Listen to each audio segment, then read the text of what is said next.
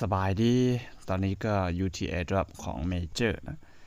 Major ตัวนี้ก็เป็น AirDrop ที่ทุกคนหาลิ้นง่ายๆเพียงแต่มีแอป Telegram ก็สามารถลิ้นได้นะตอนนี้ออกสู่ตลาดแล้วเด้อนะมันมีราคาอยู่ใน Pre-Market กำลังจะขายได้ทั่วไปอยู่ในตลาดนะแต่ว่าตอนนี้เนี่ยเอาอยู่ที่ Pre-Market ก่อนนะข้าพเจ้ามารีวิวหรือว่ามาเฮ็ดคลิปให้ทุกคนเบิ่งในมื้อนี้ก็คือเน้นหลักๆเป็นเกมนี้นะเกมนี้จะมีการเปลี่ยนแปลงทุกๆมื้อนะฉะนั้นต้องกดติดตามไว้ส่วน3เกมตัวนั้นลุ่มก็แต่ละมื้อเฮ็ดคือเก่าเฮ็ดแนวเก่านะแต่ว่าเกมที่เป็นเกมนี้เนี่ยเปลี่ยนไปทุกมื้อนะเกมนี้ให้เราเลือกไพ่มา4ใบ1 2 3 4เลือกไพ่มา4ใบหรือว่าเลือกฮู้มา4ใบต้องเรียงให้มันถึก1 2 3 4จึงจะได้รับ 5,000 นะผู้ใดเฮ็ดได้เนี่ยก็จะได้รับไปที่ 5,000 คะแนนนะแต่ผู้ใดเฮ็ดบ่ได้ก็ถือว่าเสียสิทธิ์ในการรับของแต่ละมื้อต้องได้รอในมื้อต่อไปนะโอเคซึ่งที่ต้องได้เฮ็ดในแต่ละมื้อก็คือมาเพื่อจะได้รับนะตอนนี้เนี่ยโปรโมทจะบ่ได้โปรโมทเด้อตัวนี้ก็ได้ต้องได้เติมเงินเติมดาวเข้าไปบ่ต้องเติมนะเติมจะได้เสียเงินนะกับตัวนี้นะจะบ่ได้เฮ็ดนะเขาจะบ่ได้แนะนำให้เฮ็ดเพราะว่าจะได้เสียเงินตัวนี้ก็คือกันนะเฮ็ดเป็นตัวของฟรีก่อนนะก็มากดติดตามพวกนี้แชร์สตอรี่พวกนี้กดจอยพวกนี้ก็จะได้รับคะแนนนะนี่เป็นคะแนนเด้อที่จะได้รับในแต่ละมื้อโอเคมาที่ตัวนี้กดที่ Subscribe เรียบร้อยก็มาที่ Major อีกกดที่ตัวคำว่า Check นะกดตัวด้านรูปนะ Check Subscription ก็จะได้รับไปแล้ว 1,250 นะบัดนี้เอา 5,000 นะกดปึ๊บเข้าไป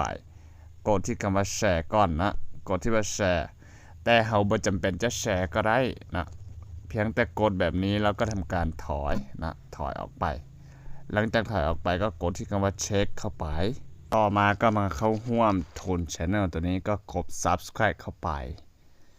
แบบนี้ก็ทำการถอยออกไปหลังจากนั้นก็กดที่คำว่าเช็คเข้าไปก็จะได้รับไปแล้ว 1,750 นะนี่คือหมดภารกิจในมื้อนี้นะก็ยังมีหลายๆอันที่จะสามารถเข้าร่วมและจะได้รับเพิ่มอยู่ในด้านลุ่มตัวนี้นะนี่ make your channel แบบนี้ก็กด watch เข้าไปนะแล้วกด check หลังจากที่ว่าเบิ่งผ่านไปก็กด check ก็จะได้รับไปนะประมาณนี้นะ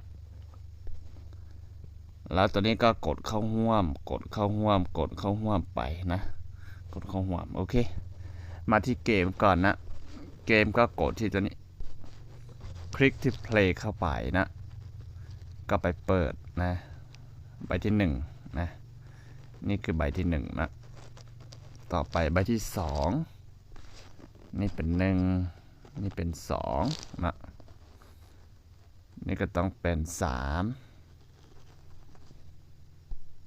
โอเคเปิดใบที่3 1 2 3ต่อมาก็จะเป็นใบที่